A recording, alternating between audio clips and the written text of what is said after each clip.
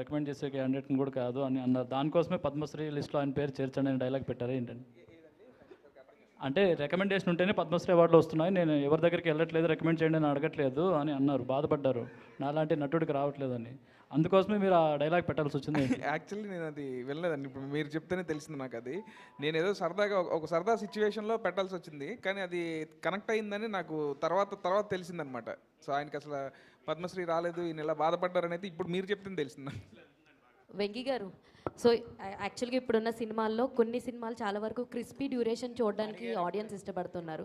ఈ cinema total duration ఎంత ఉంది అండ్ అదిదా సర్ప్రైజ్ సాంగ్ ఎంత హిట్ అయిందో ఆడియన్స్ స్క్రీన్ నుంచి బయటికి రాగానే ఇదిదా సర్ప్రైజ్ అని ఫీల్ అయ్యే మూమెంట్ ఏముందంటే ఏం చెప్తారు? మేడం లెంత్ గురించి మాకు చెప్పమాకండి. 3 hours 20 minutes పుష్ప చేశారు.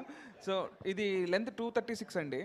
డెఫినెట్గా విత్ ఆల్ కార్డ్స్ డెఫినెట్గా మీకు ఎక్కడ బోర్ అనిపించదు. అండ్ ఫస్ట్ నుంచి లాస్ట్ వరకు ఎక్కడ సినిమా ఆగిందో లేకపోతే స్లో అనే ఫీలింగ్ అసలు రాదండి. డెఫినెట్గా ఎంజాయ్ చేస్తారు. ఇంకా అదిదా సర్ప్రైజ్ థింగ్ ఏదో అడిగారు కదా, ఆ థింగ్ మీరు సినిమాలో చూడండి, డెఫినెట్గా మీకు. అంటే ఆడియన్స్ బయటికి రావడానికి ఇది ఒక వావ్ ఫ్యాక్టర్ అని మీరు అనుకునేది ఏంటి అని అంటే సినిమా స్క్రీన్ ప్లే అండి, screen play and entertainment. All the very best. Thank you so much. Venky గారు అడగొచ్చాను, మీరు భయపడకుండా అడగండి. అంటే లాస్ట్ టైము ఎక్స్ట్రాడినరీ ప్రెస్ మీట్లో నితిన్ గారు ఏమన్నారంటే శ్రీలీల గారు డేట్స్ దొరకట్లేదు ప్రమోషన్స్ కనే ఏదో చిన్న మాట చెప్పారు. మరి ఎందుకు పెట్టుకున్నారని నేను అడిగా నెక్స్ట్ సినిమాకి. అంటే వెంకీ కుడుముల గారు రికమెండ్ చేశారు, అసలు ఒప్పుకోలేదు ఆమె వద్దు అంటే అని చెప్పి అన్నారు. ఎందుకు అంత ఫోర్స్ చేశారు మీరు శ్రీలీల గారిని పెట్టుకోవడానికి? అంటే ఫోర్స్ ఏం లేదండి, ఆయన మామూలుగా ఏంటంటే మీరు మీరు మీరు బాగా పగడబందీగా ఉన్నారు మీరైతే. ఓకే, ఇప్పుడు ఆనెస్ట్ పాడ్కాస్ట్. సో నాకేంటంటే సినిమా ఎప్పుడైతే రష్మిక కాదు శ్రీలీల అనుకున్నప్పుడు నాకు క్యారెక్టర్లో బాగా ఈ క్యారెక్టర్ ఏంటంటే అండి యంగ్ కొంచెం ఎనర్జీ కూడా ఉండాలన్నమాట. సో నాకు లీల అయితే చాలా బాగుంటుందని అనుకున్నాను. సో అంటే తన క్యారెక్టరైజేషన్ కూడా ఎలా అంటే టాలెంట్ ఉండడం ఒకటి, టాలెంట్ ఉందని ఊహించుకోవడం ఒకటి.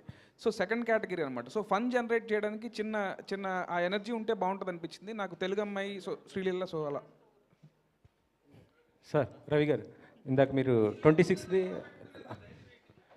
అంటే ఇప్పుడు ఇంట్లో నాన్న సినిమాకి వెళ్ళొద్దు అంటారండి, వెళ్తాం. అన్నయ్య క్రికెట్ ఆడొద్దు అంటాడు, వెళ్తాం. సో అలాగే ఈయనన్న కూడా నాకు ఇంకా ఫ్యామిలీయే కాబట్టి ఇప్పుడు ఎందుకు అని అన్నా కూడా లేదు ఆల్రెడీ మనం చేస్తున్నాం కదా మళ్ళీ ఇమీడియట్గా ఎందుకు అని అంటే లేదు అన్నాను. అండ్ ఇప్పుడు నాకు ఇంకొకటి ఏంటంటే ఏదన్నా లైఫ్ లైన్ ఎవరంటే బిగ్ బాస్ రవి గారు అనమాట. సో రవి గారు కూడా అన్నారు అని అంటే ఆయనతో మాట్లాడితే ఆయన కూడా కరెక్టేనండి అని అంటే. సార్ రవి గారు, ఇందాక మీ సినిమా లైనప్స్ గురించి చెప్పారు.